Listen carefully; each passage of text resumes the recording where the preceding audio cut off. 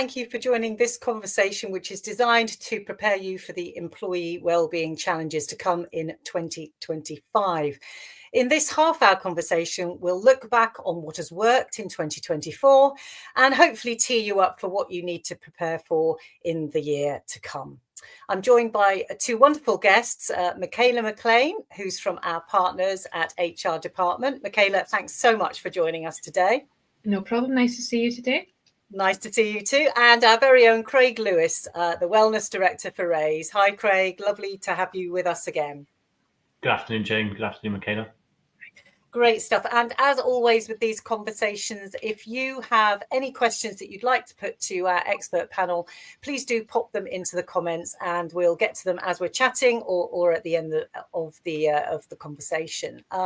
So I guess, Michaela and Craig, what would be quite a good place to start with is, where do we think we are at the end of this year with regards to how organisations should be thinking about employee well-being? What are the sort of challenges that we know about at the moment? Michaela, I know you've been looking at some of the interesting talking points that are around at the moment. Mm-hmm. There's a lot of different factors going on just now, and I suppose I work principally across the small business community, which potentially has different challenges than the more commercial side, but high levels of sickness absence is a big concern just now. And how managers can respond to that, how they can support people, but generally how financially and fiscally they can respond to that as well. Because the small business community, that potentially is more impactful.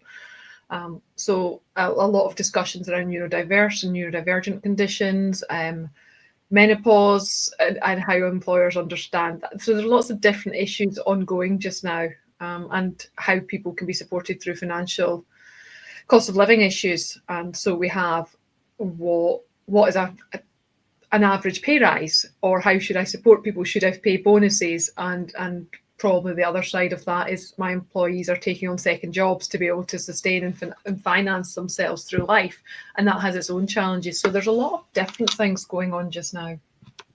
And Craig, it's been a sort of tumultuous year with, political change, lots of difficult stuff in the news as well. So employees really are having to grapple with a lot of different things, aren't they? That perhaps in years gone by, we've not seen some of these issues be quite so to the fore.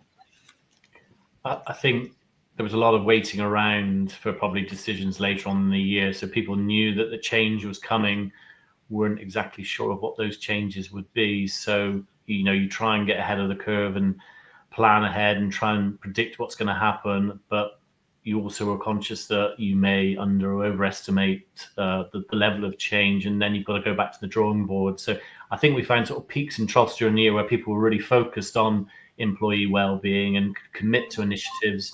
And then there's been periods where it's been very much, a holding pattern while we wait for formal legislation or communications to come out. So it's definitely been momentum and then sort of slowing down. I think that, a bit like a roller coaster during the year. So Michaela, if we sort of look back on the year, well, what are the most significant changes that you've seen in terms of the impact that they've had on businesses trying to deal with sort of new policies coming in, new initiatives that they've got to understand and deliver around employee well-being? It has been, and just listen to what Craig was saying just now, it's been almost a difficult period of that, waiting for new legislation to come in, and then nothing really happening, and we're still in that kind of limbo position just now. So when the elections were in June, July, I can't quite remember, we knew that 100 days was coming in, so organisations were waiting to make changes.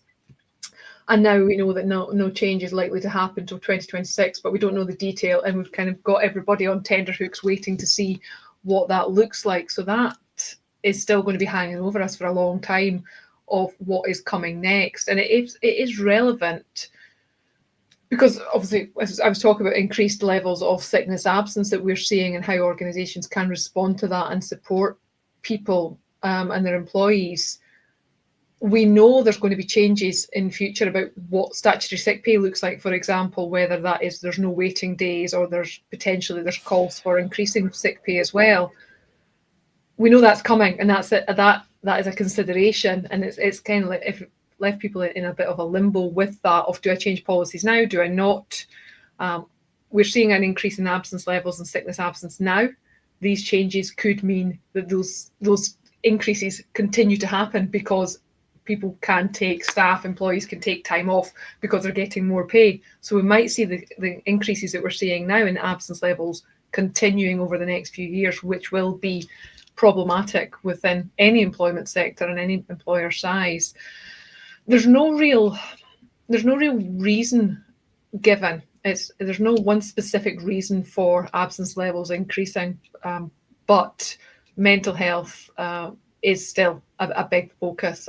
We see a lot of communications and narratives around about burnout and resilience as well, and how we inherited from COVID that work from home focus. And that means that your working day tends to blend in with your home life in a lot of ways, and that could be partly why we're seeing more burnout and issues with people and staff in that way. And how can we support that? How do we make sure that there are clear boundaries between home and work? Is that working for many employers? I have a lot of conversations with my own clients in terms of, can we ask people to come away from home and back into the office so we have clear boundaries? But that brings, again, we come back into this circle of coming back to work in the workplace has more financial challenges in terms of travelling to work and childcare and financial implications there. So we keep going round in circles. But ultimately, how do we create an environment which is supportive of health and well-being? Yeah.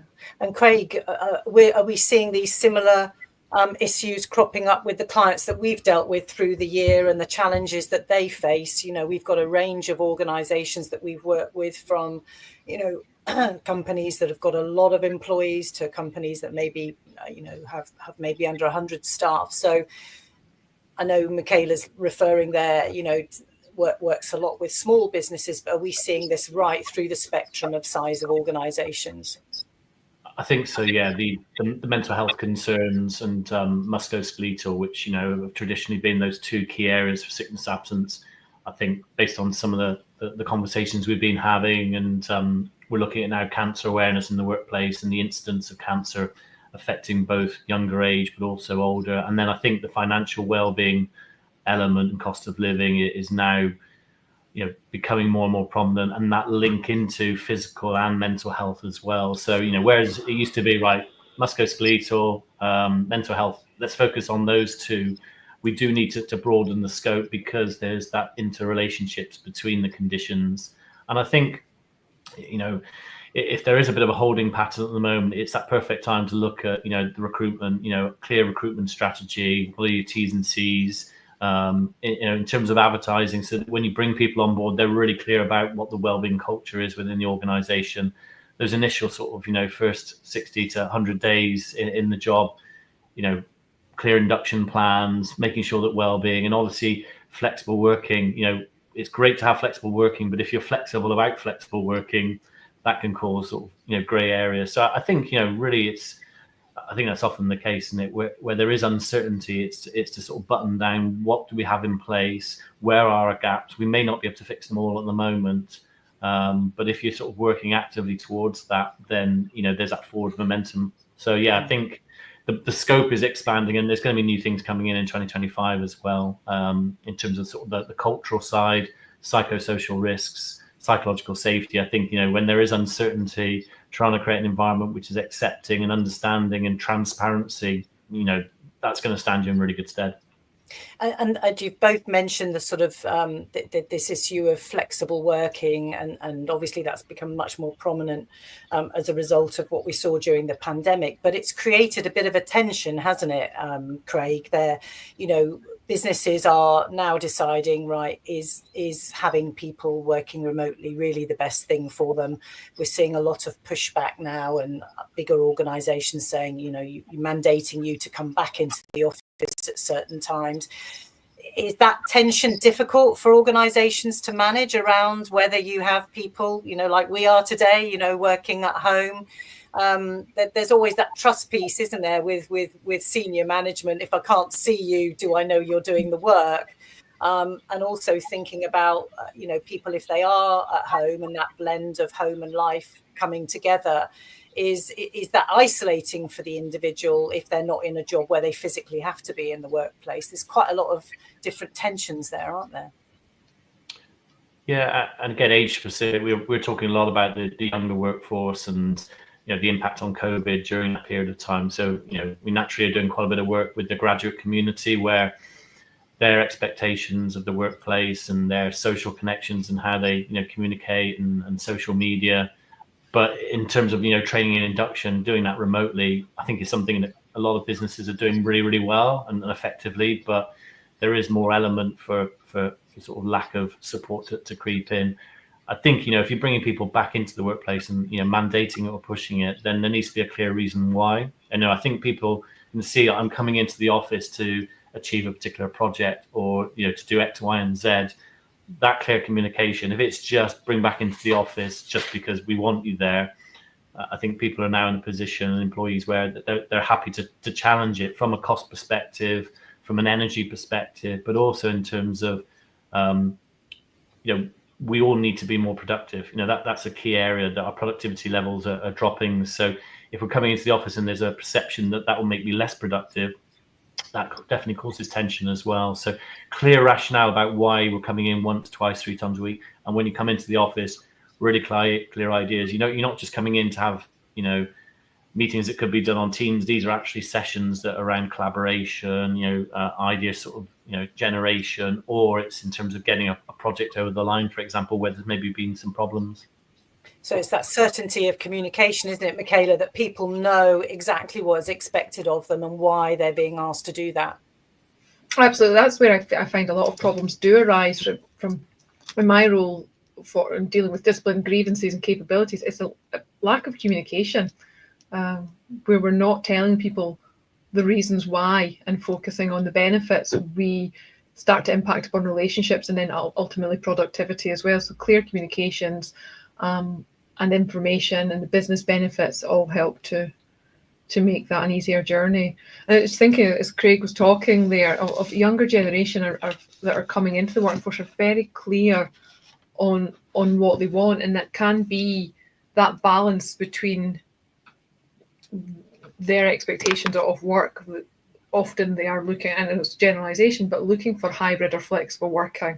So if an organisation is not entirely sure, then that can become problematic. You've got misaligned expectations, but also how the induction piece is really interesting.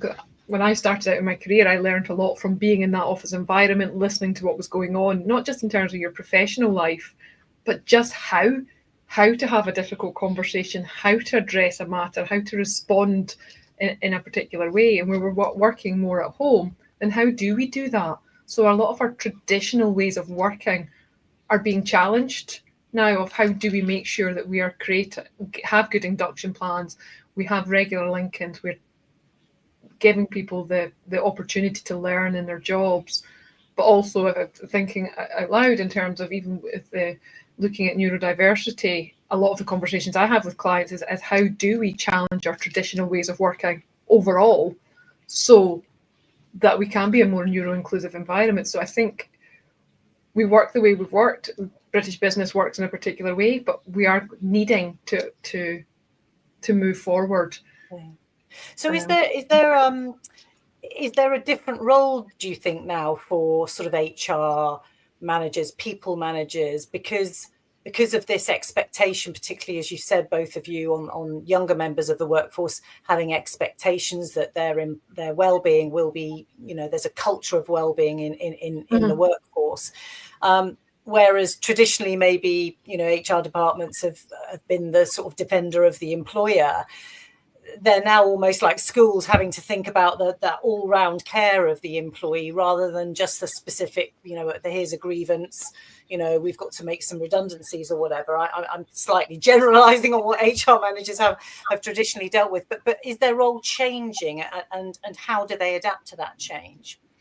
I think it is. I think that we need to accept that we bring our whole selves to work now, and it is not that clear work-life segregation, and we need to be thinking about the impact that work has on home has on work, and looking at all options that we can take into account. So it is the whole person that we're seeing in the workplace.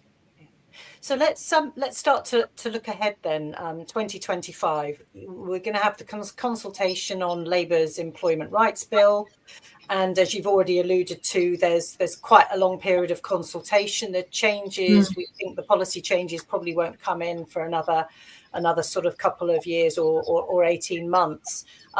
What are the kind of key things, Michaela, that the audience today should be looking out for, and what should they be kind of trying to prepare for during this next year, do you think? So we are going to see changes to sick pay provisions. In terms of, because just now we don't have statutory sick pay paid for the first 3 days. It looks like sick pay will be paid from day one.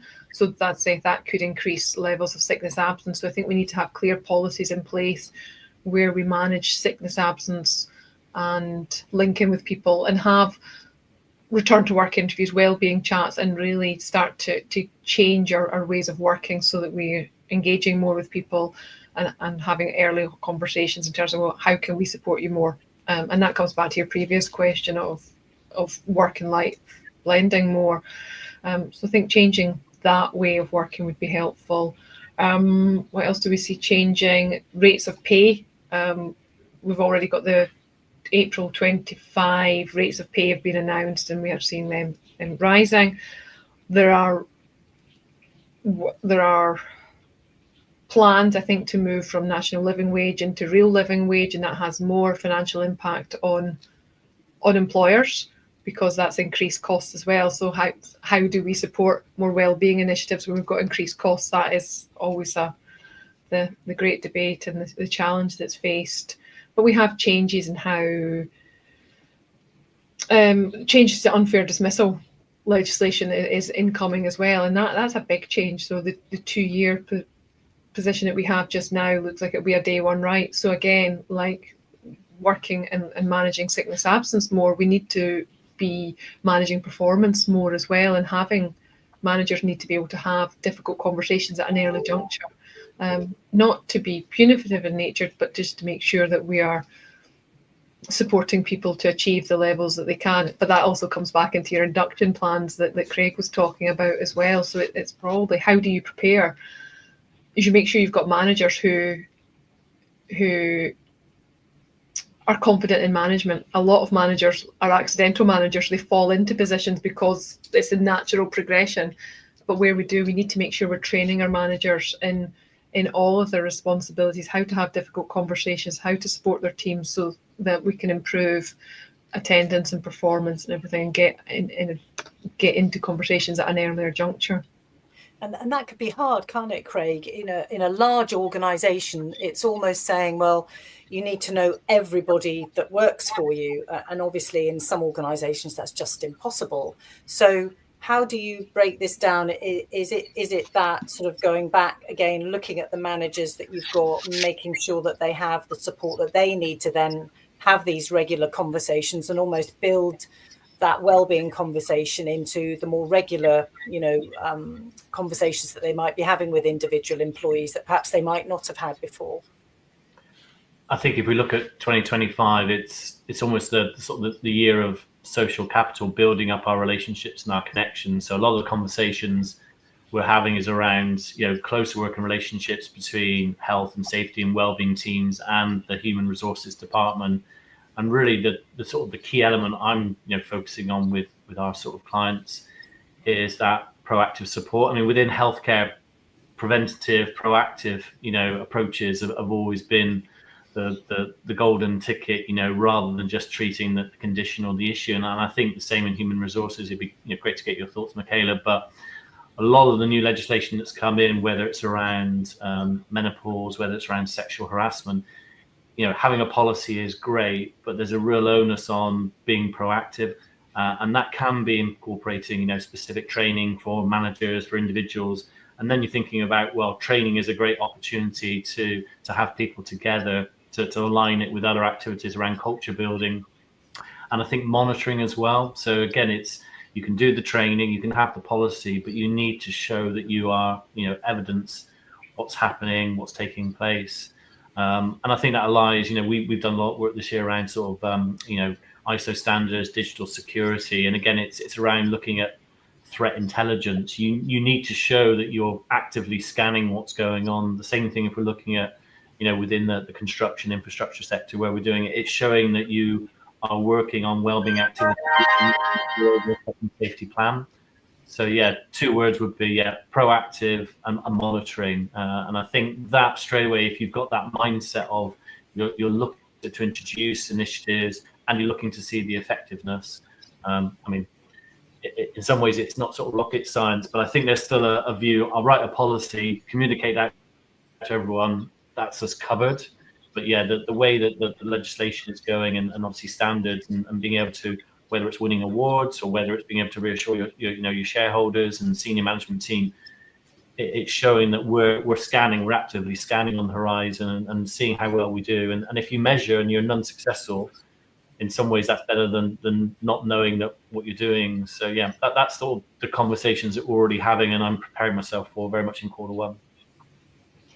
Michaela, what are your small business clients telling you at the moment? Are they finding that there is a sort of tension between what they're expected to do and their ability, and as you say, their financial capability to manage all these expectations now around taking care of their employees in a slightly different way than maybe they were doing a few years ago? I think there is a concern of what else is coming around the corner. We're just keeping it together at the moment, and there's constantly changes, whether it is future-proof changes in national insurance contributions.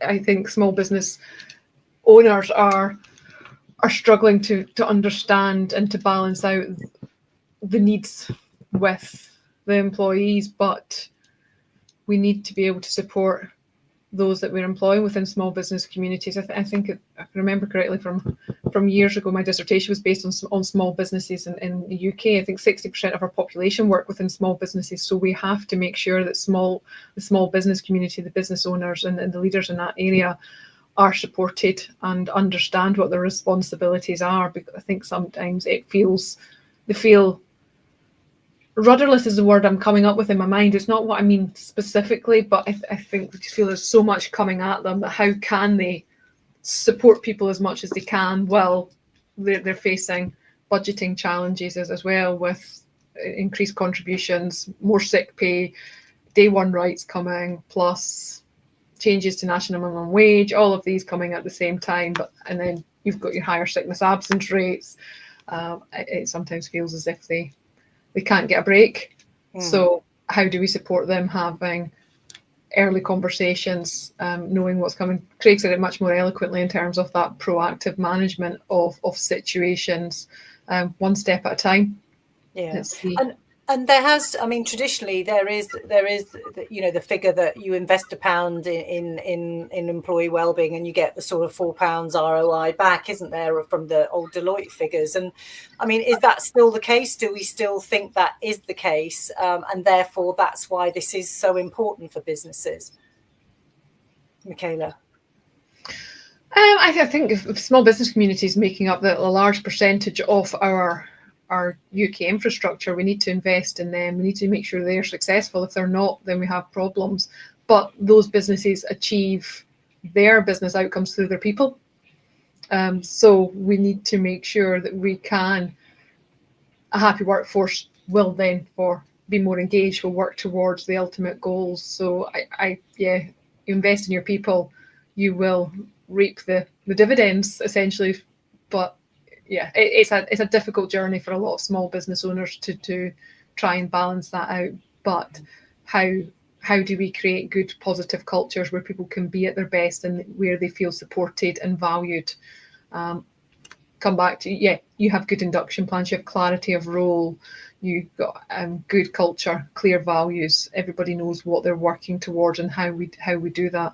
All of these aspects are really, really good, important first steps. How do we support people throughout their life journey, from those coming into employment? How have we got induction plans to those that are maybe suffering from ill health, or we have people in the workplace a lot longer now? How do we support the aspects of that they're going through? And a lot from women in the workplace, we've got a lot of menopause conversations going on. How do we support people going through that part of their lives, and make sure that they're able to be comfortable and feel supported and valued? So yeah, if you invest in your people, you absolutely will feel the benefit of that.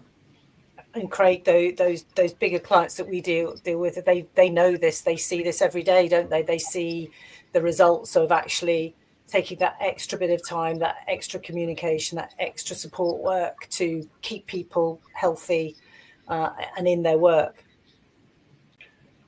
Yeah, I think probably all of us, either already now or soon after in the new year, will be thinking about a bit of an overview of where our spend is, and I think it's always a good thing to do in terms of looking for value for money, and that's a question that, you know, when we're speaking to our clients and they're looking at wellbeing services, you know, we're under, I suppose, expectations to provide value for money and to provide the right support or the right initiative, and obviously then to take a bit of stress away from teams that are already stretched dealing with the day-to-day business as usual. So, you know, I love those conversations, because sometimes, you know, the highest budget isn't going to achieve the best results, and actually putting in something which is very simple, very, you know, clear aims and goals and objectives, measure against it, and then evaluate for next time as well, rather than trying to throw the kitchen sink. So sort of a gradual approach, you know, track and monitor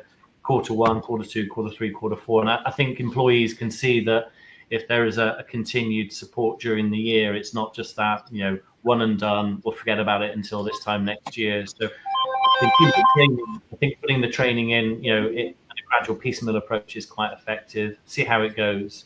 And I think that's an approach that, you know, big business, small business all should sort of utilize as well, is where is the value, where's the maximum impact that I'm going to be getting. And, you know, as wellbeing service providers, we relish those sort of conversations, because if you've got a limited amount of money, it's thinking about where can I spend that most effectively, because going to the senior management team and asking for more money with the uncertainty that Michaela's outlined, it's that's going to be a challenge. So working within your means, you know, austerity is good, but you'll actually be surprised if you do sort of sit down and think about what can we achieve, which new approaches, whether it is in the office, whether there is a hybrid, whether it is versus e-learning, etc.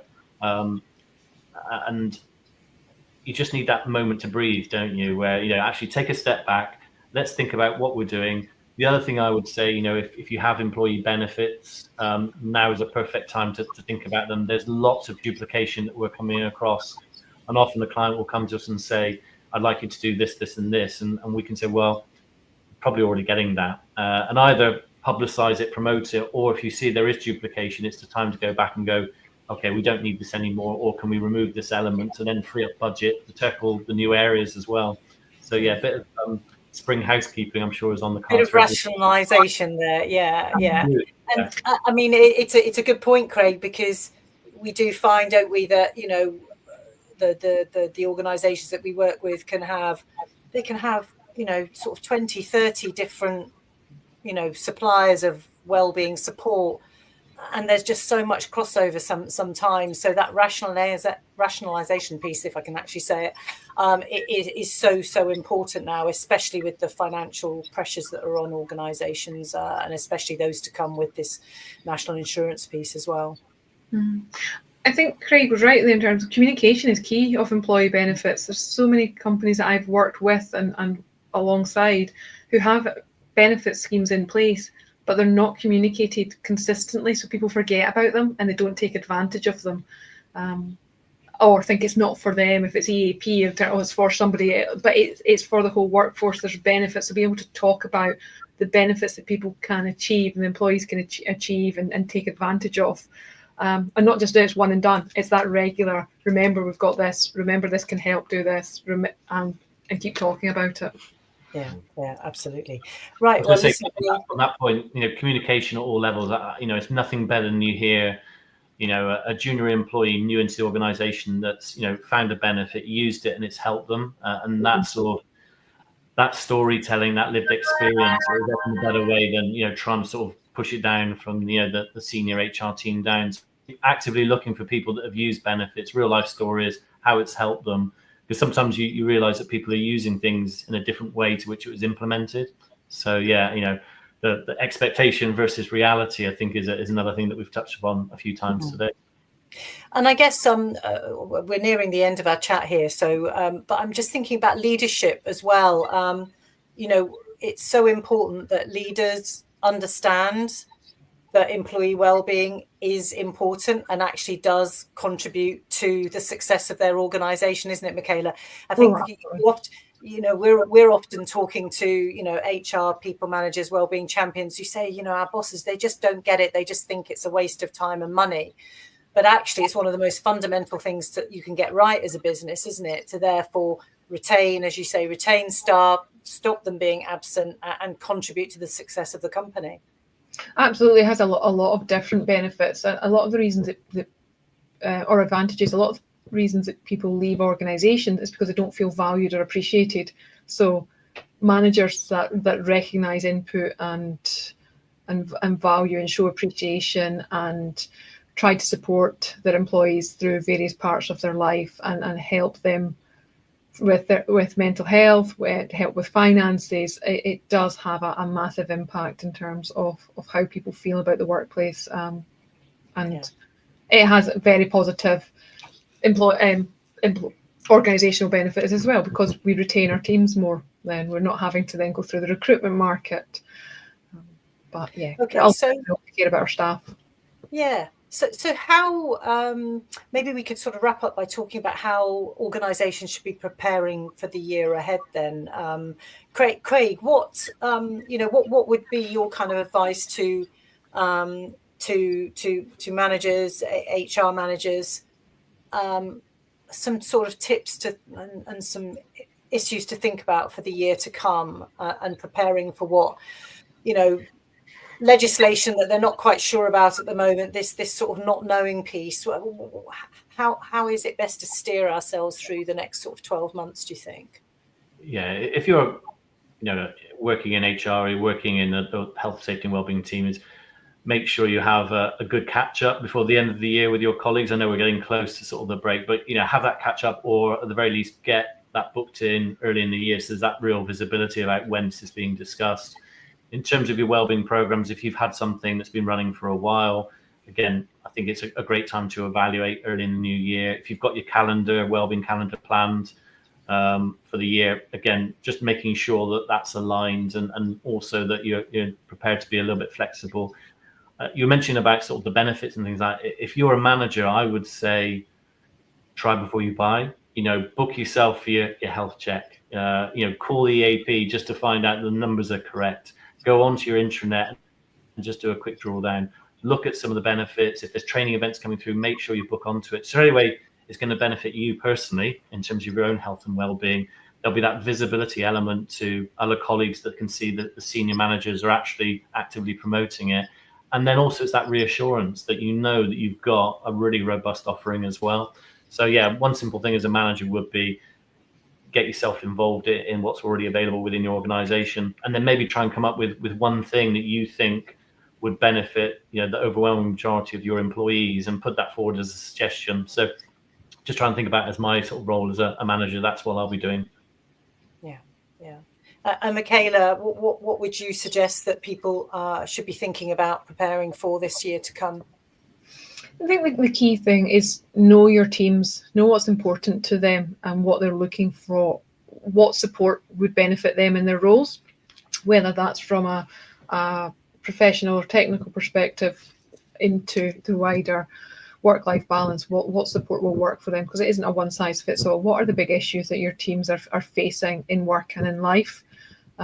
Try to align what you're able to offer with that. Proactivity in terms of proper management of any issues that come up. Have early conversations so that you understand what is potentially, what the pressure points are, what are the issues, and then preparing to deal with them. And clarity of role, expectations, I think that's often missing. Good communications, and train your managers so that they're able to step into that space at an earlier juncture. Then you're going to have an employee team who feel valued and appreciated, and yeah, that's the ultimate goal. Brilliant. Thank you so much, both of you, for a really interesting conversation, and we shall see what happens as the next year unfolds. Thank you for your company today. This conversation has been brought to you by Raiys through our digital platform and data touchpoints. We create the right solution to help you improve the well-being of your people and enhance your organisation's performance. Do visit our website to discover the wide range of support that we offer and scan the QR code to connect with us. And don't forget to follow us on social media as well. Michaela, Craig, thank you so much for your company this afternoon. Thank you too to the audience for watching. I do hope this conversation helps you to bring positive change to your workplace in the year to come. So enjoy the rest of the day and do have a lovely Christmas when it comes. Thank you for joining us.